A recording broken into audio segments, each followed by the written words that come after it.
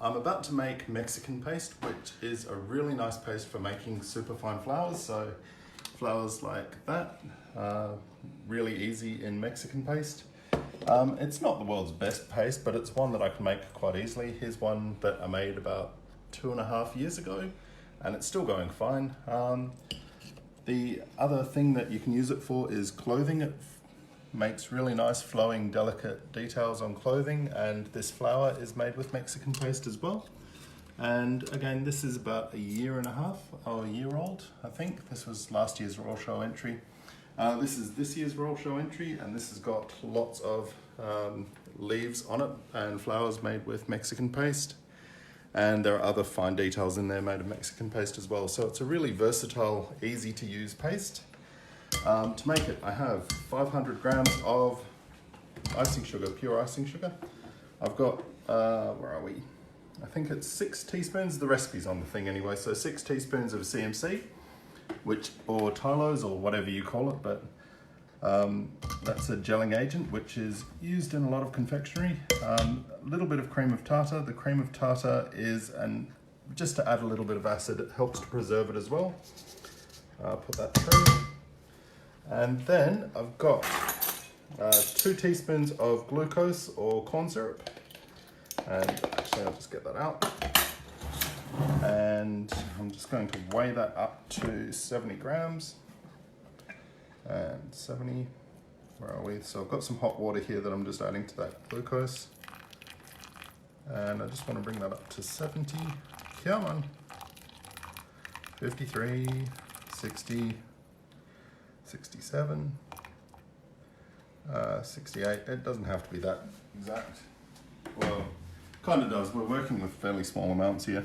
You then scoop out 4 little 1 teaspoon balls of white fat. So this is copha. You can use Crisco or any other one. To make things faster, here's some I melted in the microwave earlier. I've taken one of these balls, rubbed it around the bowl so that the icing sugar doesn't stick as much, and also coated my spoon with that one ball, and I've melted the other 3. So I'll just pour that in on there just to make life a bit easier. And then you can do this in a mixer, but you've got to be really quick to stop it mixing because it will ruin your mixer. It gets really, really firm really fast. So there's all that. There we go. And I'll just mix that together. Mix it as quick as I can. We'll cover myself in icing sugar. That's not unusual for me. It's a bit funny.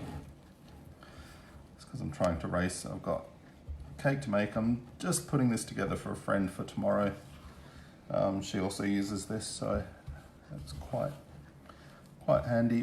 Just for the sake of some flavor, a drop of vanilla and just a little tiny bit, not too much because I don't want it to color it up or affect the texture of this too much. But that is that coming together nicely. And just mix it around as much as you can. And getting there.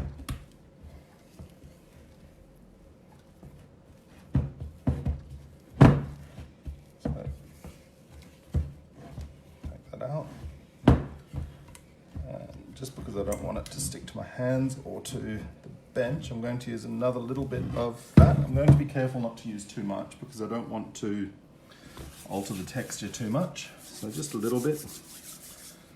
And here we go. And I'm just going to peel that out of the bowl. My greasing worked a little bit, but not quite as well as I wanted it to. It's still not too bad. This will still be very warm and very sticky, but I just give it a little bit of a knead.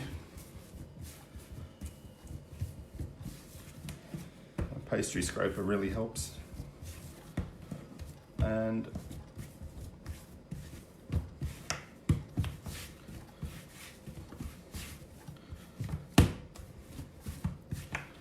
yep, just like that.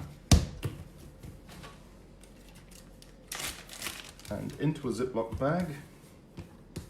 Again, it's still quite sticky, but you leave this to rest for an hour. You can get away with half an hour, but leave this to rest for an hour. Give it another knead, and once it's cool, it is a really nice paste to use. You can roll it super thin, so thin that you can see through it. And that is it. It's as easy as that to make your own Mexican paste. It shouldn't take any longer than that. Longest and most difficult thing is sifting the flour, the icing sugar. So yeah, Mexican paste. I don't know the etymology of the name, don't know why it's called that, but it's really nice to use. Anyway, thank you.